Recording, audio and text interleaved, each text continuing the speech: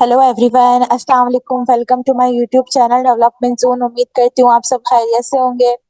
तो हम लोगों ने पिछले वीडियो में ये देखा था कि हम अपने जावास्क्रिप्ट के अंदर कमेंट्स कैसे यूज कर सकते हैं और क्या कहते हैं अपनी जावास्क्रिप्ट की फाइल को एचटीएमएल से कैसे अटैच करवा सकते हैं। तो आज की वीडियो में हमारा एक नया टॉपिक स्टार्ट हो रहा है।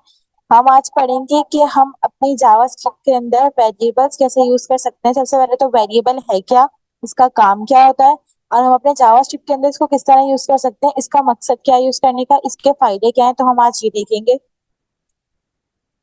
सबसे पहले तो हम ये देख लेते हैं कि वेरिएबल होती क्या चीज है। वेरिएबल जावास्क्रिप्ट के अंदर एक ऐसा कंटेनर होता है जिसके अंदर हम वैल्यूज को स्टोर करते हैं, डिफरेंट डेटा टाइप्स की। डेटा टाइप्स क्या होती है हम आगे वाली वीडियोस में देखेंगे। सबसे पहले हमें देख लेते हैं कि वेरिएबल्स क्या होते हैं। तो वेरिएबल्स लाइक अब देखिए कि इमेज है, यहाँ पर एक कंटेनर यानी कि बॉक्स दिया हुआ है, इसके अंदर एक वैल्यू दी हुई है बॉब, यानी कि एक नाम दिया हुआ है जो कि डबल कोटेशंस में। मींस कोटेशन मतलब आपको पता है कि जब भी कोई स्ट्रिंग वैल्यू देते हैं, कैरेक्टर देते हैं, तो हम उसको स्ट्रिंग में रखते हैं यानी कि कोटेशंस में रखते हैं।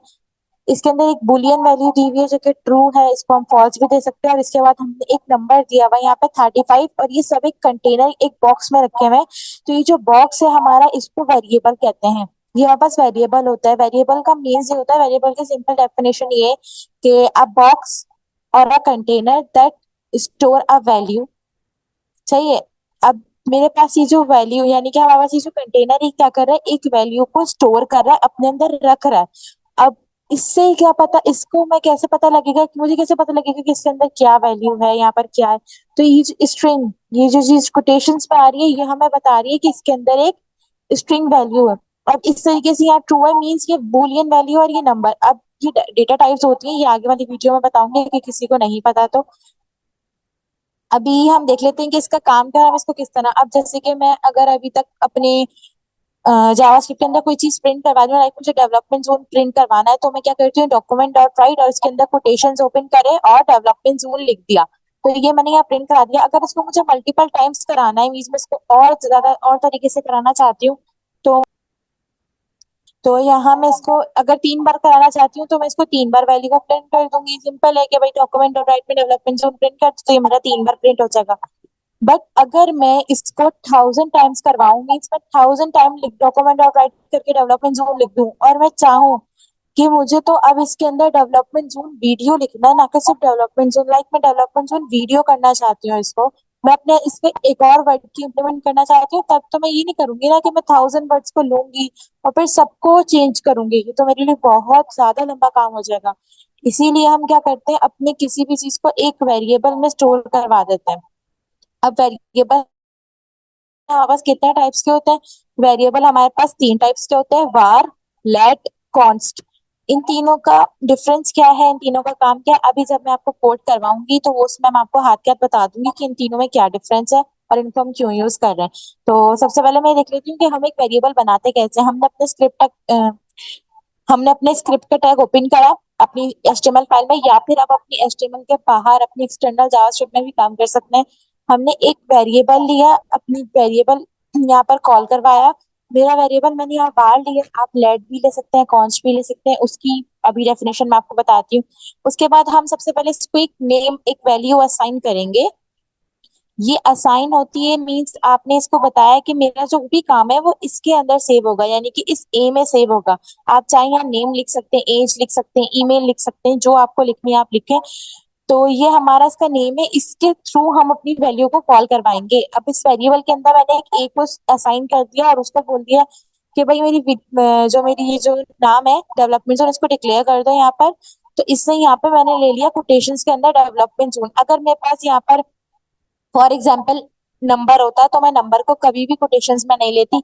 नंबर को हम बगैर कोटेशंस लिख सकते हैं। कोटेशन सिर्फ इस चीज के लिए होगा जब आपके पास कोई अल्फाबेट्स हो, यानी कि स्ट्रिंग वैल्यूज हो, कैरेक्टर्स हो, तो आप स्ट्रिंग को लेंगे। विदाउट कोटेशन आपको वो एक्सेप्ट नहीं करेगा। अब हम इसका जरा एक दफा डेमो देख लेते हैं अपने वीएस कोड पे। तो अब सबसे पहले मैं क्या करती हूँ, एक वेरिएबल ले लेती हूँ। अब वेरिएबल आप कोई सा भी ले सकते हैं, var, let, const कोई सा भी ले सकते हैं। अब तीनों के काम बताती हूँ, पहले के तीनों वर्क कैसे कर रहे हो, फिर तीनों में डिफरेंस भी बताऊंगी। सबसे पहले मैं var ले लेती हूँ और var को मैं एक वैल्यू दे देती हूँ, और मैं इसको एक नाम दे दूंगी, अपने वेरिएबल को मैं दे देती हूँ ए, और इसको मैं वैल्यू असाइन कर देती हूँ। मुझे यहाँ पर आप लिख के दे दो डेवलपमेंट जोन, और बस ये यहाँ पर हमारा खत्म है काम। बट मेरे पास अभी तक ये डेवलपमेंट जोन यहाँ शो नहीं हो रहा। क्यों नहीं हो रहा? क्यों? क्योंकि मैंने इसको बताया ही नहीं है, अपने डॉक्यूमेंट को बताया ही नहीं है, अपने ब्राउजर को बताया ही नहीं कि प्रिंट क्या कराना है। मैंने जस्ट बनाकर रख दिया, यानी कि अब ये मेरे पास एक बॉक्स के अंदर आ गया है। बट मैंने किसी को कहा ही नहीं है कि वो इसको बॉक्स ओपन करो और देखो इसके अंदर क्या चीज है। तो मैं सबसे पहले इसको यहाँ बता देती हूँ कि भाई आप इस बॉक्स को ओपन करो और इसको देखो कि इसके अंदर क्या चीज रखी हुई है। तो मैं डॉक्यूमेंट डॉट फाइल करूंगी, सिंपल अपने वही राउंड ब्रैकेट लगाऊंगा और यहाँ पे ए को कॉल करवा दूंगी। जब मैं जैसे ही मैंने यहाँ ए को कॉल कराया, मेरे पास डेवलपमेंट जोन प्रिंट होकर आ गया। यानी कि अब मेरे डॉक्यूमेंट को, मेरे ब्राउजर को पता लग गया है कि मैंने क्या चीज लेके आनी है। ये मेरा ए जो है, इस ए के अंदर मैंने अपने डेवलपमेंट जोन की वैल्यू को प्रिंट करा दिया। अब मैं इसको 1000 टाइम भी प्रिंट कराना चाहूंगी तो मैं सिंपल डॉक्यूमेंट डॉट फाइल में बोलूंगी कि भाई मेरे इसको प्रिंट करवा दो, तो ये बार बार मुझे प्रिंट करवा के दे देगा। जैसे कि मैं यहाँ पर इसको कंट्रोल वी कंट्रोल भी कर देती हूँ, तो ये देखिए मेरे पास शो हो रहा है। अब ये थोड़ा सा इस तरीके से हो रहा है, मैं इसको यहाँ बी आर का टैग लगा देती हूँ ताकि मेरे पास सही शो हो जाए। जिस तरह हमने पहले वीडियो में देखा था कि हम किस तरीके से अपने HTML के टैग्स को अपने यहाँ पर यूज कर सकते हैं। अच्छा, ये प्लस लगाने का मैंने यहाँ प्लस ये यूज करा है। यहाँ पर ये हमारे पास क्या करवा रहा है, लेकिन जिस तरह हमने पहले जब लगाया था तो हमारे पास ऑलरेडी कोटेशन में वैल्यू थी, तो हमने इसी कोटेशन के अंदर अपना बी आर यूज किया था। बट अब हमारे पास ये एक वेरिएबल का नेम है, अब ये अलग है विदाउट कोटेशन, तो ये हमारे पास इसको साथ में कोटेशन के एक्सेप्ट नहीं करेगा। तभी हमने साथ में इन दोनों को अटैच कराने के लिए प्लस का साइन यूज किया है, ताकि हमारे दोनों वेरिएबल्स, दोनों वैल्यूज आपस में अटैच हो जाए। अब वो जैसे अटैच होगा, उसने यहाँ पे मुझे डिफरेंट लाइंस पे डेवलपमेंट जोन प्रिंट करके दे दिया। अब मैं ऊपर यहाँ वाले डेवलपमेंट जोन में कोई चेंज, यानी कि मुझे वीडियो लिखना था यहाँ, मैं यहाँ पे वीडियो लिख देती हूँ, VIDEO। मैंने ये लिख दिया, तो ये मेरे पास तमाम डेवलपमेंट जोन वीडियोस में प्रिंट होगा, यानी कि वीडियो ले लिया है तमाम में उसने। मुझे बार बार अब नीचे आके सब में चेंज करने की जरूरत ही नहीं है, उसने खुद ब खुद ही यहाँ पर ले लिया। सही है। अभी हम लोगों ने क्या, अभी हमने देखा कि हम वेरिएबल यहाँ पर किस तरह प्रिंट करा सकते हैं। अब मैं इसी वेरिएबल को, var को, एक और वैल्यू देना चाहूंगी। अब एक बड़ी इंटरेस्टिंग सी चीज है, आप ये नोट करना। मैं यहाँ पर var a ले लेती हूँ फिर से, और यहाँ पे इसको वैल्यू दे देती हूँ,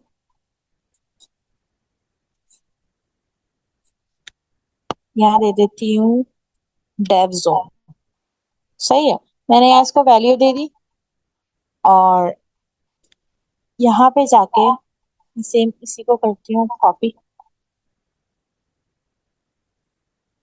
नीचे आके यहाँ कर देती हूँ पेस्ट, और मैं भी बी आर हटा देती हूँ क्योंकि मेरे पास अभी कोई ऐसी वैल्यू है नहीं जो मैं इसको यहाँ लिख पा रहा हूँ। तो ये देखिए मेरे पास यहाँ पे ये डेव जोन प्रिंट होके आ गया। बट अब मैं क्या करती हूँ, मैं यहाँ से ये सारी वैल्यूज को हटाती हूँ। अब आप एक चीज नोट करना, मेरे पास दो वेरिएबल्स हैं, दोनों का सेम नेम है, यानी कि इस ऊपर वाले का भी ए, नीचे वाले का भी है, बट दोनों को मैंने वैल्यूज अलग अलग दी है। पहले वाले को दी है डेवलपमेंट जोन वीडियो, और दूसरे वाले को डेव जोन। बट उसने क्या करा, उसने मेरी फर्स्ट वाले वेरिएबल की वैल्यू को ओवरराइड कर दिया सेकंड वाली से, और यह सेकंड वाली प्रिंट करवा दी डेव जोन। यानी कि उसने डेवलपमेंट जोन वाली वैल्यू को रीड तो करा, line by line code read हो रहा है, मीन्स मेरा कोड यहाँ से रीड हो रहा है नीचे तक। तो उसने लाइन बाय लाइन रीड किया, उसको पहले डेवलपमेंट जोन मिली, मगर उसको कोई उसका प्रिंट कराने का ऑप्शन नहीं मिला। देन उसको मिला वार में हमारा ए के अंदर डेव जोन, मगर उसको डेव जोन जैसे ही मिला तो उसने देखा कि यहाँ पे डेव जोन प्रिंट हो रहा है, उसने फौरन डेव जोन की वैल्यू को कट किया और यहाँ प्रिंट कर दिया। जबकि चाहिए था तो वो डेवलपमेंट जोन वाली भी कर सकता था, बट उसने नहीं करा, उसने ओवरराइड करा इस वैल्यू को और ये प्रिंट कर दी। तो अब मेरे पास इस तरह क्या पता लग गया कि मेरी वैल्यू ऊपर वाली है, और अगर मैं इसमें कितनी भी दे दूं बट वो कौन सी लास्ट वाली को ही गेट करेगा। अब जैसे मैं यहाँ पे कर देती हूँ a इज इक्वल्स टू 66 कर देती हूँ, चलें, a इज इक्वल्स टू डेफ कर देती हूँ। तो अब उसने क्या करा, अब उसने मेरी डेव वाली वैल्यू को ले लिया, यानी कि अब डेवलपमेंट डेव जोन के ऊपर उसने डेव की वैल्यू को ओवरराइड कर दिया। अब मैं यहाँ पे डेव की जगह एक इंटीजर वैल्यू भी ले सकती हूँ, लाइक 66 ले लेती हूँ, तो ये 66 शो कर रहा है। मैं यहाँ पे 00 ले लेती हूँ, जो कि अभी आएगा नहीं, इस तरीके से ही आएगा। तो मैं यहाँ पर जीरो को ले लेती हूँ, ये मेरे पास जीरो शो कर रहा है। यानी कि वैल्यू देखिए, नंबर वाली वैल्यूज जो थी हमारे पास, इनको हमें स्ट्रिंग में नहीं रखना, ये स्ट्रिंग नहीं है तो हम इसको कोटेशन में नहीं रखेंगे। अब लाइक मैं यहाँ पर कर देती हूँ कि भाई मुझे आप एक बुलियन यानी कि ट्रू वैल्यू प्रिंट कर दो, तो वो ट्रू कर रहा है। वो चाहता तो ऊपर वाली कर सकता था, बट उसने नहीं करा, उसने ओवरराइट करा, हमारी वाली वैल्यू प्रिंट कर दी। अब इसमें एक चीज हमारे पास क्या साबित होती है कि हम वेरिएबल यानी var, जो हमारा var वाला वेरिएबल है, इसकी वैल्यू को हम इसकी वैल्यू को हम दोबारा असाइन भी कर सकते हैं और दोबारा डिक्लेयर भी कर सकते हैं। इसमें कोई इशू नहीं आएगा। यही काम अगर मैं लेट में करना चाहूँ, लाइक मैंने लिखा लेट, और लेट को मैं वैल्यू दे देती हूँ, ऊपर हमने ए दे दी ना, अब हम नीचे बी ले लेते हैं, इज इक्वल्स टू, और हम यहाँ इसको बोल देंगे कि भाई आप मुझे दे दो, इसका नाम मैं लेट वैल्यू रख देती हूँ, सिंपल है, इतना कॉम्प्लिकेटेड क्यों करें। जब मैंने इसको रखा तो अभी तक इसने इसकी वैल्यू प्रिंट नहीं करी, वही हमने डॉक्यूमेंट डॉट राइट करना है, सिंपल डॉक्यूमेंट डॉट राइट, और इधर हम इसको बोलेंगे कि भाई हमारी बी वाली वैल्यू प्रिंट कर दो, तो ये हमारे पास बी वाली वैल्यू लेट वैल्यू प्रिंट कर दी है। अब हम क्या करते हैं, हम इसको भी हटा देते हैं,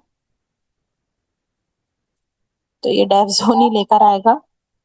तो यहाँ पर भी हम ब्रेक का टैग लगा देते हैं।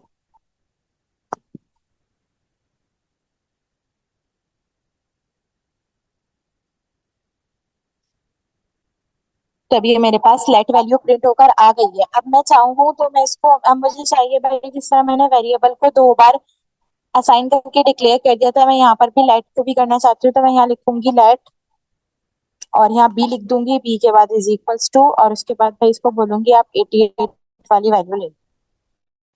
तो अब उसने क्या करा, मेरे पास शो नहीं करवा रहा कुछ भी यहाँ पर। तो अब मेरे पास कोई मतलब एरर आ रहा है, तो हम इसको एरर को चेक करने के लिए हम ब्राउजर पे सबसे अच्छा काम क्या करते हैं, राइट क्लिक करते हैं, इंस्पेक्ट पे जाते हैं, इंस्पेक्ट जाके देख लेते हैं कि क्या दे रहा है हमारे पास। हम यहाँ पर, तो हमारे पास इंस्पेक्ट ओपन आ गया, हम यहाँ कंसोल में चेक कर लेते हैं, तो वो क्या कह रहा है, identifier B has already been declared, यानी कि आपने अपने बी वाले वेरिएबल को पहले ही डिक्लेयर कर दिया, आप दोबारा डिक्लेयर इसको नहीं कर सकते। इस चीज से क्या साबित हुआ कि लेट के अंदर हमारे पास अगर हमने एक बार किसी नेम को पहले से डिक्लेयर करा हुआ है, तो हम उसको दोबारा डिक्लेयर नहीं कर सकते। जिस तरह हम यहाँ पर वेरिएबल में कर रहे थे, वार में कर रहे थे, हमने वार को दो बार डिक्लेयर किया, उसको वैल्यू भी असाइन करी अलग से, तो मगर उसमें कोई एरर नहीं आ रहा। बट जब हमने यही काम लेट में किया, तो लेट कह रहा है भैया आप इसको दोबारा डिक्लेयर नहीं कर सकते। तो मैं क्या करती हूँ, मैं इसमें से एक काम करती हूँ, उसको डिक्लेयर नहीं करती, इसको सिर्फ एक वैल्यू असाइन कर देती हूँ बी को। तो वहां पे उसने अब कोई एरर नहीं आया मेरे पास, और यहाँ पे इसने मुझे शो भी करा दिया 88 हमारा। अब कोई एरर नहीं है। क्या मतलब हुआ इसका, मीन्स कि हम लेट की वैल्यू को दोबारा डिक्लेयर नहीं कर सकते लेट से, बस असाइन कर सकते हैं उसको एक नई वैल्यू, ताकि वो ओवरराइट कर ले। अब ये मेरे पास दो चीजों को, अब मैं चाहती हूँ कि कॉन्स्ट पे काम करूँ, कि कॉन्स्ट क्या काम कर रहा है। हम कॉन्स्ट पे जाते हैं, कॉन्स्ट पे सी ले लेते हैं, सी के बाद इज इक्वल्स टू, और यहाँ आके हम इसको बोल देते हैं कि भाई हमारी लिख दो ये कांस्टेंट वैल्यू। अब मैंने यहाँ कांस्टेंट वैल्यू लिखा, अब मैं चाहती हूँ इसको वही पहले के तरीके से प्रिंट करवा दूं, तो मैं यहाँ पे वही कर देती हूँ। मैंने यहाँ पे अपनी कांस्टेंट वैल्यू को प्रिंट करा दिया, यानी कि मैंने अपनी कॉन्स्ट की वैल्यू सी को प्रिंट करा दिया। अब मैं देखती हूँ कि मैंने जब वेरिएबल में किया, बार में किया था, तो मेरे पास डिक्लेयर भी हो रहा था, असाइन भी, बट लेट में क्या था, डिक्लेयर नहीं कर रहा बट असाइन कर रहा है नई वैल्यू। तो अब हम क्या करते हैं, हम यहाँ पे भी कर लेते हैं, सबसे पहले डिक्लेयर करके देखते हैं कि डिक्लेयर करेगा या नहीं करेगा। हम कहते हैं इसको कॉन्स्ट सी, और यहाँ इक्वल्स टू जीरो कर दो। तो उसने क्या करा है, यहाँ पर हम देख लेते हैं एरर क्या है, साथ साथ एरर भी पढ़ा करें ताकि पता लगे। आपको एरर पढ़ना आने चाहिए, एरर को समझना आना चाहिए। एरर समझ में आएंगे तभी कुछ कर सकते हैं, ये प्रोग्रामर की निशानी है। सबसे बेस्ट प्रोग्रामर वो होता है जो अपने एरर्स को खुद ढूंढे और सॉल्व करे। तो identifier C has already been declare, और उसने क्या बोला कि भाई आपका जो ये आपने अभी वैल्यू प्रिंट करवाई है ना सी में, ये ऑलरेडी सी को आपने ऑलरेडी ऊपर डिक्लेयर किया हुआ, और ये कांस्टेंट वैल्यू, तो ये दोबारा डिक्लेयर नहीं होगा। तो मैं इसको कहती हूँ चलो ठीक है, डिक्लेयर नहीं हो रहा तो क्या हुआ, हम अपनी वैल्यू को असाइन कर लेते हैं जिस तरह लेट में किया है। मैं यहाँ आती हूँ, अब वो मुझे क्या कह रहा है, यहाँ तो एरर नहीं दे रहा और मगर यहाँ प्रिंट भी नहीं कर रहा। वो क्या कह रहा है, uncaught type error assign to constant variable. उसने कहा कि भाई आपका एक एरर आ रहा है, आप जो है ना कांस्टेंट की वैल्यू को दोबारा असाइन करना चाह रहे हो, जो कि पॉसिबल नहीं है। आप अपना वेरिएबल चेंज कर लो। तो मैं यहाँ पर अगर इसको वेरिएबल चेंज कर दूं, यानी कि एफ कर देती हूँ, तो देखिए एरर चले गया, बट हमारे एफ वाली वैल्यू प्रिंट नहीं होगी। क्यों? क्योंकि अभी तक हमने उसको यहाँ पे कॉल नहीं कराया, बट हमारी कांस्टेंट वैल्यू प्रिंट होकर आ गई है। इससे क्या साबित हुआ?